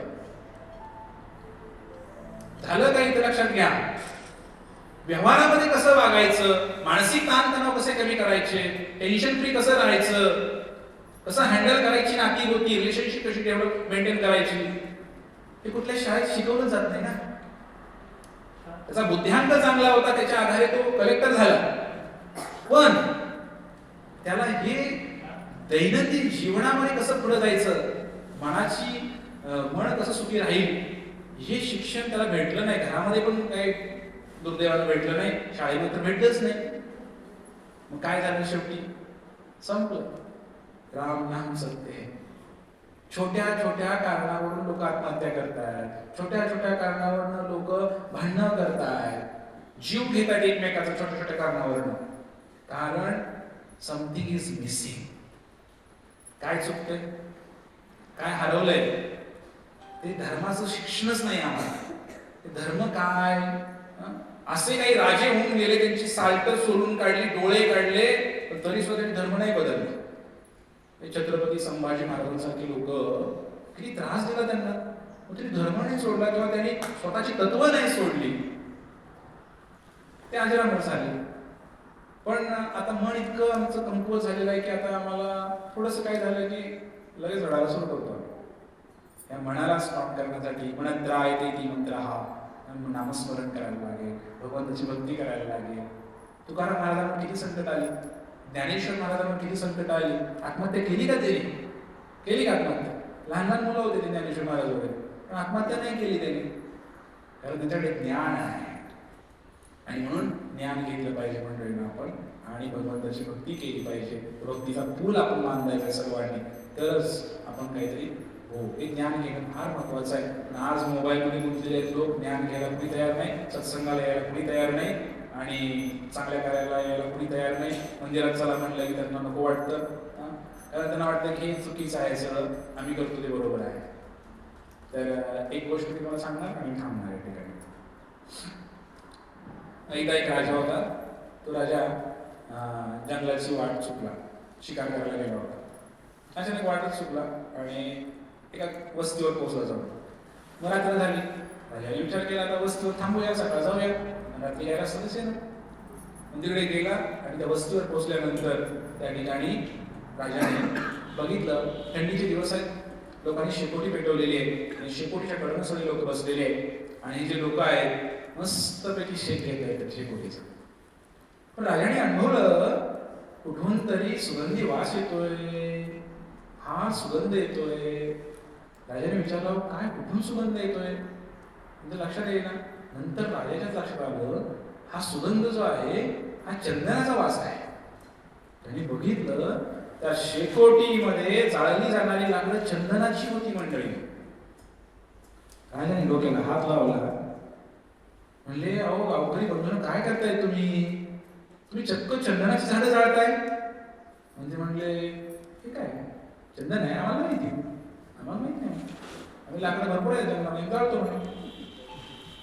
मग त्या राजाने त्यांना समजावून सांगितलं, गावकऱ्यांनो अरे याला चंदन म्हणतात आणि चंदन इतकं बहुमूल्य आहे, तुम्ही जर मला हे चंदन विकलं, आमच्या राज्यामध्ये आणून दिलं, तुम्हाला मी करोडो रुपये देऊ शकतो. असं आहे का? माहितीच नाही म्हणे. म्हणजे असंच आहे. मग त्या लोकांना त्याची किंमत माहित नव्हती. हे चंदनाचं लाकूड आहे, वास येतोय, ते जाळून त्याचे शेकोटीमध्ये जाळतायत. इथं आम्हाला भगवंताला उन्हाळ्यात लावायचं चंदन मिळेल ओरिजिनल, हे शेकोटीमध्ये जाळायला लागले चंदन. आपली सुद्धा अशीच काही गत असू शकते मंडळी. काय केली हे चंदना, हे जे आहे याची किंमत आम्हाला नाहीये. मनुष्य जीवन चंदनासारखं आहे, याची किंमत नाही, कारण ज्ञान नाही आम्हाला. थोडक्यात त्या मनुष्य जीवनाचं ज्ञानच आम्हाला नाही. जसं त्या गावकऱ्यांना चंदनाची ओळखच नाही, त्याचं ज्ञानच नाही, म्हणून ते जाळायला लागलं. तसं मनुष्य जीवनाचं ज्ञान जर आपल्याला झालं, कशासाठी हा देह भेटला आणि काय केलं पाहिजे हे जर समजलं, चंदनाचा म्हणजे ज्या मनुष्य देहाचा वापर कुठं करायचा हे जर एकदा क्लिक झालं मंडळीनो, मग ते पूर्ण ज्ञान झालं आपल्याला. पण लोकांना हे माहीत नाही सध्या की मनुष्य जीवनातून करायचं काय. म्हणून लोकांनी एकच नारा ठेवलाय, मृत्यूनंतर काय माहीत नाही, भस्मीभूतस्य देहस्य पुनरागमन काही माहीत नाही. पुनरागमन होणार की नाही आमचं आम्हाला काही माहित नाही, पुनर्जन्म काही माहित नाही. असं एक ऋषी म्हणून केला चार नावाचा, ऋणम कृतम कृतम पिबे, कर्ज काढा म्हणे, कर्ज काढा आणि खूप आणा. कर्ज काढून तूप आणा आणि तूप प्या, असा तो ऋषी म्हणाला चार्वाक नावाचा. कारण पुनर्जन्म कोणी पाहिलेला आहे, पुढचं कोणी पाहिलेलं आहे. भरपूर मजा मारा, ऋण काढून सण करा, साजरा, तूप प्या, कारण पुढचं कोणी काही सांगितलेलं नाही. खाएंगे पिएंगे ऐश करेंगे.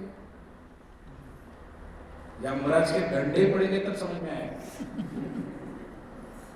कारण गीता बाबा वाचलं नाही ना, त्यामुळे असं होतं. म्हणून आपण सर्वांनी ज्ञान, पहिले ज्ञानी बनायला हवं. ज्ञानाच्या मार्गातून हा भक्ती मार्ग पुढे जायला हवा. तर हे ज्ञान घ्यायला हवं. प्रभुपाद महाराजांची विशिष्ट कृपा आहे. या जगामधला एकमेव व्यक्ती असा आहे ज्याने इतकं लिखाण केलेलं आहे, इतकं लिखाण केलेलं आहे, एवढी पानं लिखाण केलेलं आहे स्वतःच्या हाताने, की पूर्ण मनुष्य जन्म जरी गेला आपला तर वाचून होणार नाही आपल्याकडे. एवढं लिहून ठेवलेलं आहे. किती ग्रंथ लिहिले, 70-80 ग्रंथ लिहिले.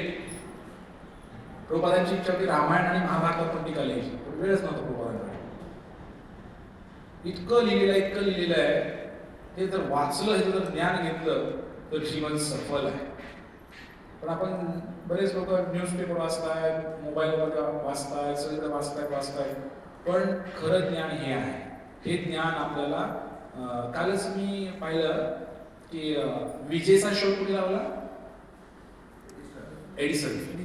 बल्ब पासून ते प्रयोग केले, त्याने 100 प्रयोग, 1000 प्रयोग केले, काय म्हणतात, बल्ब शोध लावला, लाईट असं चमकायला लागलं. तांब्याची तार, ती प्लेट, ती तार जोडून दिली, तिथे प्रयोग केला आणि सक्सेस झाला. तर एडिसननी त्याच्या आत्मकथनामध्ये लिहिलेलं आहे की विजेचा शोध, मी एवढे 1000 प्रयोग केले, मला काही जमलं नाही, मी वैतागलो होतो. तेव्हा एक उपनिषद त्याच्या हातामध्ये लागला. त्या उपनिषदामध्ये स्पष्टपणे लिहिलेलं होतं, एक तांब्याचा पत्रा घ्या, त्याला असं जोडा, त्याला हे असं कनेक्शन द्या, आणि मी त्या पद्धतीनं केलं म्हणे. तेव्हा तो प्रयोग यशस्वी झाला आणि लाईट लागली. नक्कीच एडिसनला याचं श्रेय जातं, त्याचा काही विषय नाही. पण उपनिषदामध्ये याचं वर्णन आहे की लाईट कसा, बल्ब कसा तयार करायचा. म्हणजे तुम्हाला भौतिकदृष्ट्या जरी सुखी व्हायचं असेल ना, तरी सुद्धा शास्त्र मदत करते तुम्हाला. ज्ञानेश्वरी उघडा, पाण्यापासून वीज कशी निर्माण करायची त्यात वर्णन आहे. म्हणजे बऱ्याच गोष्टी आपल्याकडे आहेत. पण ही दुनियाने असं केलेलं आहे. अणुबॉम्ब कसं बनवायचा त्याचे वर्णन आपल्याकडे आहे, पण नियम पण आहे. एक उदाहरण देतो मी, दुनिया कुठे चालली सध्या. अणुबॉम्ब कसं तयार करायचं हे आपल्या वेदामध्ये वर्णन आहे, अणुबॉम्ब कसं तयार करायचं. पण नियम पण घातलेले आहेत त्याला. काय नियम घातलेले आहेत? मंत्र आहेत, बऱ्याच काही गोष्टी आहेत की तुम्ही त्याचा दुरुपयोग करू शकत नाही. अणुबॉम्ब कसा बनवायचा हे दिलेला आहे, पण विनाकारण जर तो वापरला तर त्याची शिक्षा पण सांगितलेली आहे. मग त्याला आपण घाबरतो. आलं लक्षात? म्हणजे डूज अँड डोंट्स, विधी आणि निषेध सह आपलं शास्त्र बोलते. पण हे बाहेरची लोक आहेत, त्यांनी अणुबॉम्ब तयार केला हे डोकं लावून, त्यांच्याकडे विधी निषेध नाहीये, सटकली की मग द्यायला टाकून. पण आपल्याकडे विधी निषेध आहे, काय करायचं आणि काय नाही करायचं. इतकं प्रगत आपलं शास्त्र आहे मंडळीनं. वेद काय डोक्याला उशाला घेऊन झोपायसाठी दिले नाही भगवंतांनी. हे वेद एवढे प्रगत आहेत, हे पूर्ण जगावर राज्य आपणच करत होतो पूर्वी, भारतातूनच राज्य चालवलं जायचं. तर हे सगळं मूळ आपल्या संस्कृतीमध्ये आहे. संस्कृती वाचली पाहिजे, हा धर्म वाचला पाहिजे, आणि धर्म वाचण्यासाठी आपणच पुढाकार घेतला पाहिजे. आपल्यासारख्या लोकांनी पुढे आलं पाहिजे. लोकांना कुठे तरी काही कार्यक्रम असेल तर लोक म्हणतात, दान मागायला गेलं तरी सुद्धा आपलेच लोक म्हणतात की जावा ना पुढच्या घरी. त्यांना भिकारी समस्या आपल्याला. म्हणजे लोकांना ते दान धर्म द्यावा, आज काय करायचं असतं हे काही माहीतच नाही लोकांना. इतकी खालच्या प्रवृत्तीला गेली. कशामुळे? गीता भागवत तरी वाचलंच नाही, सत्संग कधी केलाच नाही, लोकांची वृत्ती खराब केलेली आहे. तर एक व्यक्ती होता, त्या व्यक्तीने आयुष्यात कधीच दान केलं नाही. 1 रुपया नाही, तेव्हा रुपया चालत नव्हतं, नाणं होतं, एक आणा पण दान केलं नाही. इतकं आयुष्यामध्ये तो फेमस झाला, लोकांनी त्याचं नाव ठेवलं दानचंद. काय नाव ठेवलं? काय नाव ठेवलं? त्या लोकांनी नावच ठेवलं दानचंद, म्हणजे उपहासात्मक नाव. कळलं तुम्हाला? तो कधीच दान करत नाही म्हणून नाव दानचंद ठेवलं त्याचं. आपण कधी चेष्टीने असं करतो की नाही. तर एक घटना अशी घडली की असं त्याची बायको म्हणाली, आयुष्यातून 1 रुपया तुम्ही दान केला नाही, देवाचं काही याड नाही तुम्हाला. म्हणले गंगा नदी इथं 12 किलोमीटरवर काशी आहे म्हणले, एवढ्या चांगल्या ठिकाणी आपला जन्म भेटलाय म्हणले, काशीच्या शेजारी त्यांचं गाव होतं. एकदा डुबकी मारून या म्हणे, पाप नष्ट होतील म्हणे सगळे. 12 किलोमीटरवर वाराणसी आहे, काशी आहे, पण हा कधी तिकडे गेला नाही. याचं कारण सुद्धा तेच काय, काशीच्या घाटावरती अनेक ब्राह्मण पंडित बसले असतात, वासुदेव आलाच लगे दान पावलं.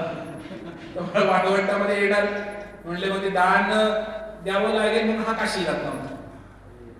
त्यांनी संकल्पच केला होता की आयुष्यात 1 आना सुद्धा दान करायचं नाही कधी म्हणून. काशीमध्ये गेला आणि काशीमध्ये गेल्यानंतर बायकोच्या आग्रहाखाली तो काशीला गेला, फक्त गंगेत डुबकी मारायची. मग त्याने विचार केला, दिवसा जर गेलो तर भरपूर पंडे पुजारी ब्राह्मण भेटतील, ते काय सोडत नाही, मागच लागतात पैसे द्या म्हणून. ह्याने काय केलं, तो गेला. संध्याकाळ होती, संध्याकाळी तो घरातनं निघाला, रातोरात तो गंगेच्या काठी पोहोचला काशीमध्ये. आणि गंगेच्या काठी पोहोचल्यानंतर त्या ठिकाणी त्याने जी गंगा नदी आहे तिथं सुद्धा, जिकडं कोणी घाट नाहीये, जिकडं लोक आंघोळीला जात नाहीत, अशी जागा निवडली, जेणेकरून कोणी घाट पडणार नाही, कोणी दान मागणार नाही. मग या ठिकाणी महादेव विश्वनाथ बसलेले तिथे. त्यांना सुद्धा आश्चर्य झालं, म्हणजे काय माणूस आहे, आयुष्यात 1 आना दान केलं नाही, करायला लागेल म्हणून त्यांनी काय केलंय, रात्री आंघोळीला आलाय. दिवसभर लोक पिळतात ते दान मागणारे लोक त्यांना. मग त्याने काय केलं, तो नदीमध्ये पहाटे पहाटे पोहोचला तिथे, पहाटेच्या आधीच, पहाटे 1-2च्या दरम्यान, कोणी नसताना, आणि त्या ठिकाणी तुम्ही गंगेमध्ये उडी मारली. त्याने आसपास बघितलं, कोणीच नाहीये इकडे. वा, म्हणजे कोणी नाही. पटकन गंगेत उडी मारली आणि चटकन बाहेर आला. जसा बाहेर आला त्या ठिकाणी एक ब्राह्मण देवता उभा होते. अरे जाताना कोणी नाही, सगळं सामसूम होतं सगळं इकडे. हा घाटावर तर कोणी कुत्र सुद्धा येत नाही इकडे. आता त्यांनी उडी मारण्यापूर्वी कोण नव्हतं इथे, ब्राह्मण कुठं आला, त्याला प्रश्न पडला. मग तो गेला तिकडे, आणि तिथे गेल्यानंतर त्या ब्राह्मणाला त्याने खाली मागितलं, कपडे धरले, आपले धोतर धरलं, पळाला. थांबा थांबा थांबा थांबा थांबा म्हणले. काय म्हणले, काशीची यात्रा पूर्ण होत नाही दान केल्याशिवाय. 1 आना तरी दान करावं लागते म्हणले तुम्हाला. हे म्हणले, मी तिथे दान करत नसतो, म्हणजे दान नाही, काय काय नाही म्हणजे. तो झटकायला लागला. ब्राह्मण पण काही साधा नव्हता, अकराळ विकराळ जटा होत्या, गाडी होती त्याची, साक्षात महादेवच होते, ब्राह्मणाच्या रूपाने आले होते. त्या महादेवाने त्यांना दंड म्हणले, तुला आज दान करावंच लागेल म्हणले. 1च आना मागतोय म्हणले, 1च आना मागतोय, तुला आज दान करावंच लागेल म्हणले. महादेवाने दंड धरला त्याचा. असा काय पिळ आत वाढायला लागला. दुखत होतं, खिशात पैसे होते, आणि दिले नाही. काही लोक हुशार असतात. मग त्यांनी कळून चुकलं, आता आपली शक्ती काही चालत नाही या ब्राह्मणापुढं. त्यांनी काय केलं, म्हटले आता आपण एक आयडिया करू. म्हणले, महाराज महाराज मी फार गरीब आहे, हो गरीब आहे. म्हणले, आता मी ना काहीच आणलं नाही हो, मी आंघोळीला आलतो गंगेत, चालत आलो हो, बघा म्हणे, माझ्याकडे काही नाही हो. मग म्हणले, आमच्या गावात घरी या म्हणजे पण देतो, म्हणजे आता इथं नाही म्हणतो माझ्याकडे काय. कधी कधी आम्ही दान गोळा करायला गेले काशीमध्ये, महाराज 2 दिवसांनी या देतो बरं का, घरी मध्ये आणून देतो मला दान येत तिकडं नाही ते.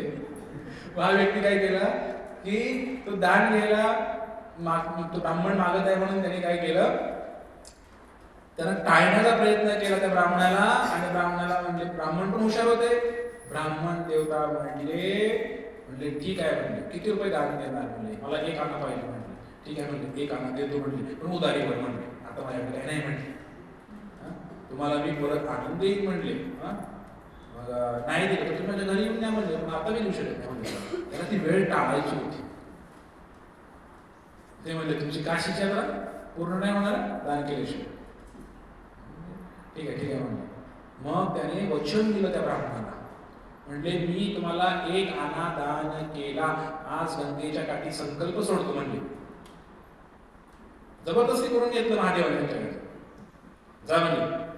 गेला तो घरी गेला, पळत घरी गेला आणि सकाळी देतो म्हणला होता दान त्यांना. मग महादेव आणि ते ब्राह्मण काय बघितलं त्याने, हा काय आलाच नाही द्यायला, उधारीवर दान देऊन गेलाय मला, काय आलाच नाही. पावती तर फाडली पण पैसेच नाहीत. कधी लोकांची पावती फाडतो आम्ही, पण परत पैसे देत नाही पावतीचे.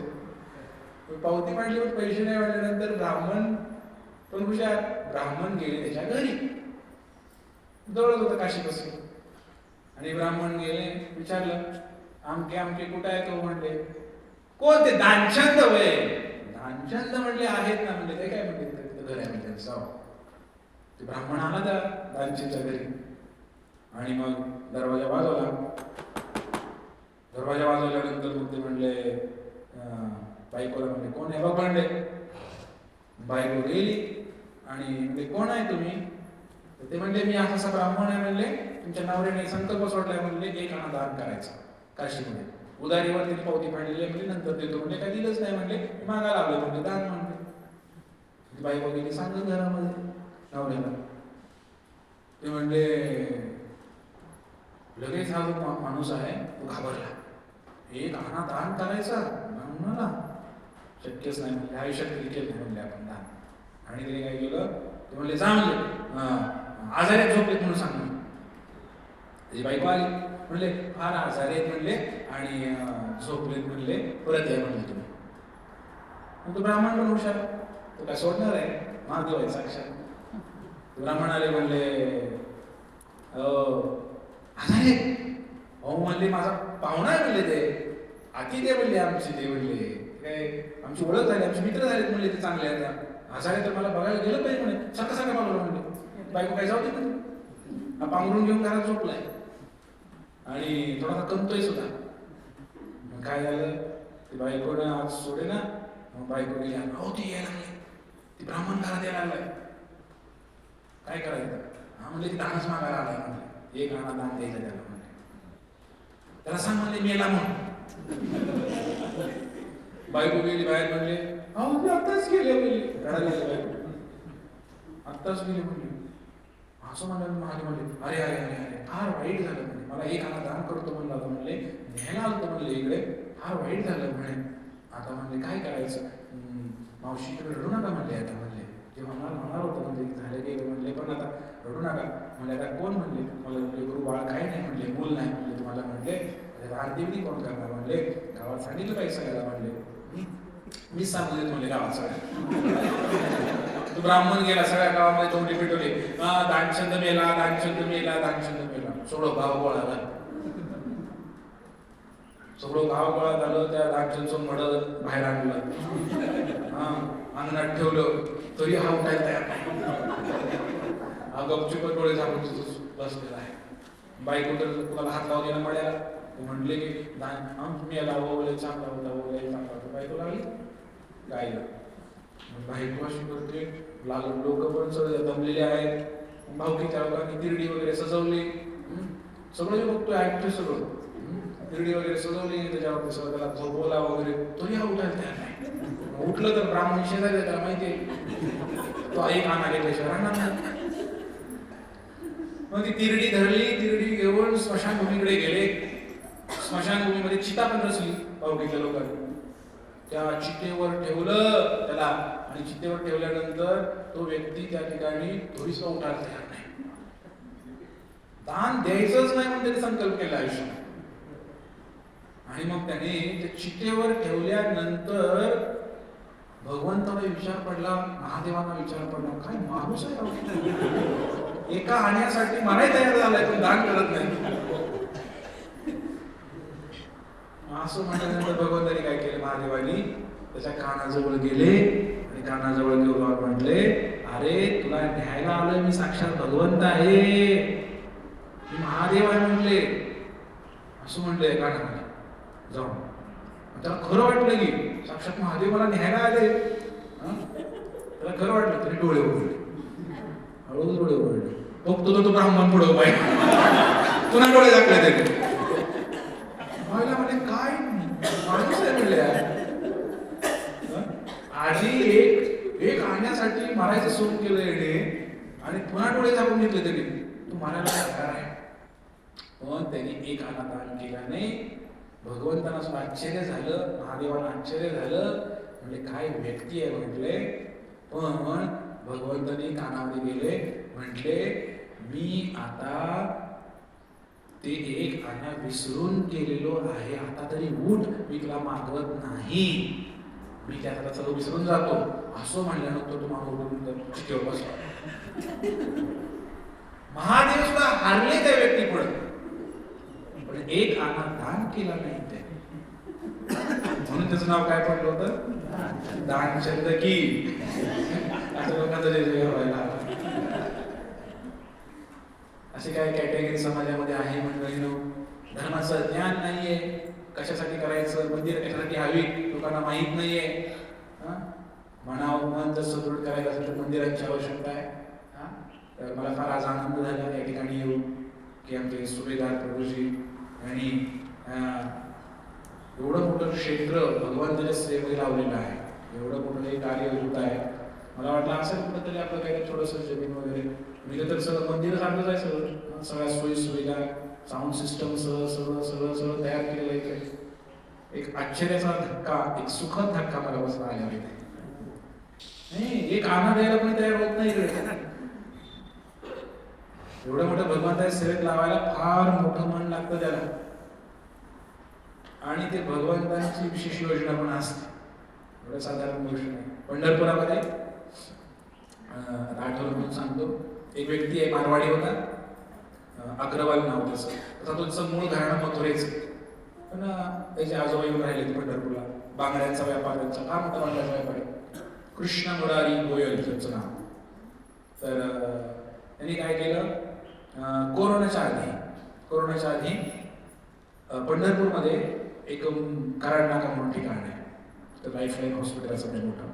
त्याला चिटकून त्यांची 5 गुंठे जागा आहे, रोड टच, करोडो रुपयांची प्रॉपर्टी आहे. पंढरपुरामध्ये 5 गुंठे रोड टच, त्या रोडला म्हणजे करोडो रुपयांची प्रॉपर्टी आहे. आणि 2 मुलांची भांडणं लागली घरामध्ये की प्रॉपर्टीसाठी भांडणं लागली. आणि तो काय वाद मिटेल, त्याला आलं टेन्शन. पण भक्ती मार्गामध्ये असल्यामुळं, त्याला भक्तीचं ज्ञान असल्यामुळं, तर त्याने ऐकलं होतं इस्कॉनबद्दल आणि विशेष करून परमपूज्य लोकनाथ स्वामी महाराज. तर त्याला माहिती होतं तेव्हा यात्रा वगैरे पंढरपुरामध्ये निघायची, ओळख होती, तो इस्कॉनच्या मंदिरामध्ये यायचा.